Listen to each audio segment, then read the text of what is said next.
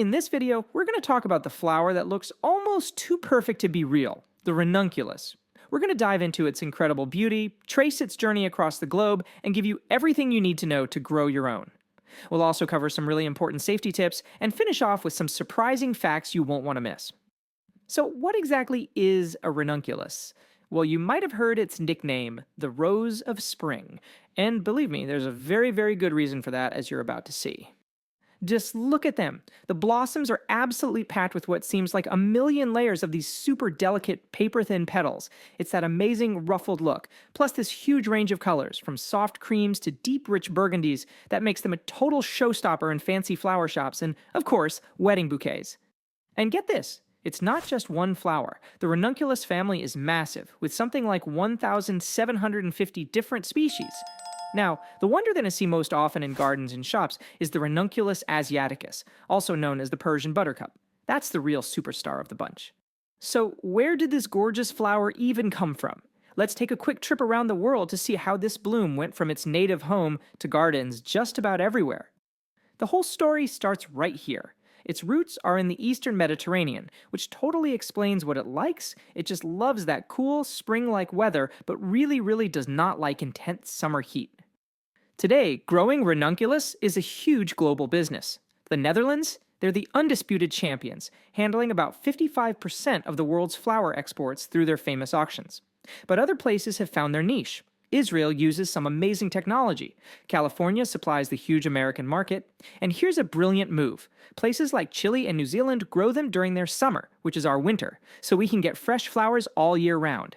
Feeling inspired to grow your own? Awesome!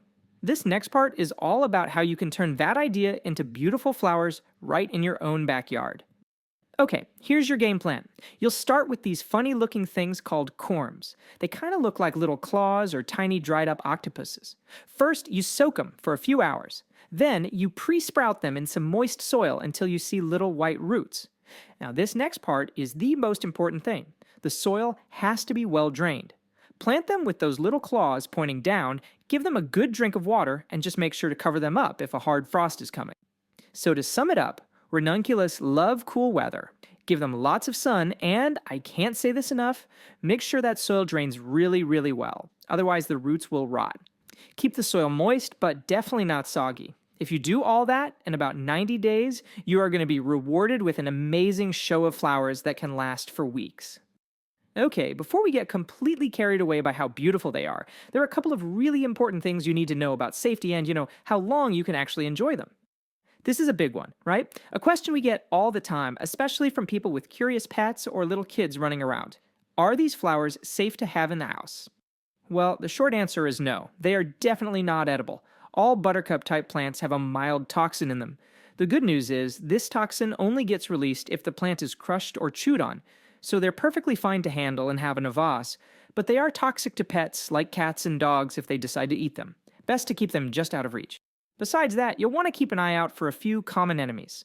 Powdery mildew can be a problem, so make sure there's good air circulation around the plants. You might also spot some pests like aphids. And a little heads up, rodents sometimes think the corms are a tasty snack, so keep them safe before you plant them.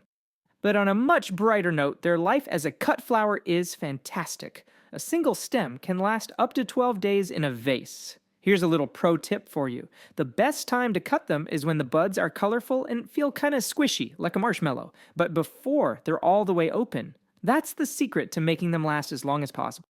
Alright, to wrap things up, let's look at some fun facts that I think make this flower even more fascinating. We mentioned this earlier, but it's just too good not to highlight again. This quote nails it perfectly. When you get your corms, they really do look like little brown octopuses. Seriously, once you see it, you'll never unsee it. And here are a few final tidbits for you. We already talked about its Rose of Spring nickname. But did you know it can reproduce two different ways? It can grow from seeds, but it also sends out these little underground runners. And what's really fascinating is that it can't pollinate itself. It needs a different plant nearby to make seeds, which is super important for genetic diversity. And finally, that stat about the Netherlands is just wild, right? Truly the flower capital of the world. Alright, that is it for this video, everyone. Thank you for watching. Please make sure you're subscribed to our YouTube channel, and I'll see you in the next video.